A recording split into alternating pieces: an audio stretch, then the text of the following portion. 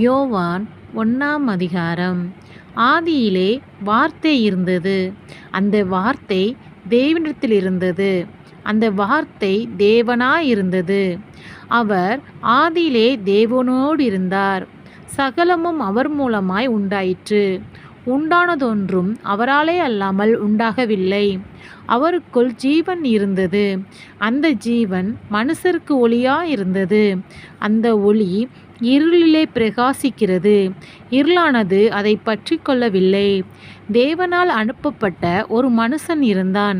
அவன் பேர் யோவான். அவன் தன்னால் எல்லோரும் விசுவாசிக்கும்படி அந்த ஒளியை குறித்து சாட்சி கொடுக்க சாட்சியாக வந்தான்.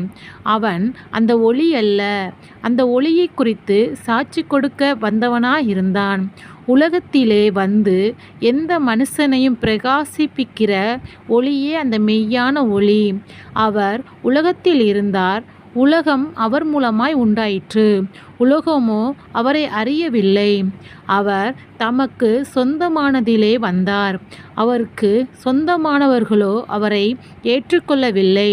அவருடைய நாமத்தின் மேல் விசுவாசமுள்ளவர்களாய் அவரை ஏற்றுக்கொண்டவர்கள் எத்தனை பேர்களோ அத்தனை பேர்களும் தேவனுடைய பிள்ளைகளாகும்படி அவருக்கு அதிகாரம் கொடுத்தார்.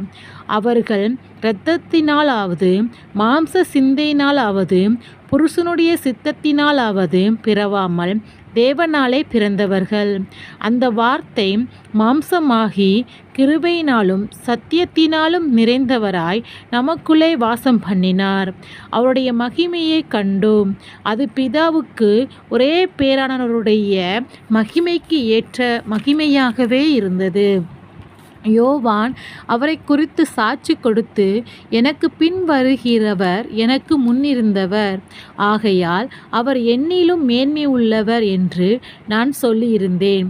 அவர் இவர்தான் என்று சத்தமிட்டு கூறினான். அவருடைய பரிபூரணத்தினால் நாம் எல்லோரும் கிருபையின் மேல் கிருபை பெற்றோம். எப்படி எனில், நியாயப்பிரமாணம் மோசேயின் மூலமாய் கொடுக்கப்பட்டது. கிருபையும் சத்தியமும் இயேசு கிறிஸ்துவின் மூலமாய் உண்டாயின. தேவனை ஒருவனும் ஒரு காலம் கண்டதில்லை. பிதாவின் மடியில் இருக்கிற ஒரே பேரான குமாரனே அவரை வெளிப்படுத்தினார். எருசலேமில் இருந்து யூதர்கள் ஆசாரியரையும் லேவியரையும் யோவானிடத்தில் அனுப்பி, நீ யார் என்று கேட்டபொழுது அவன் மறுதலியாமல் அறிக்கையிட்டதுமன்றி, நான் கிறிஸ்து அல்ல என்றும் அறிக்கையிட்டான். ஆமென். அல்லேலூயா.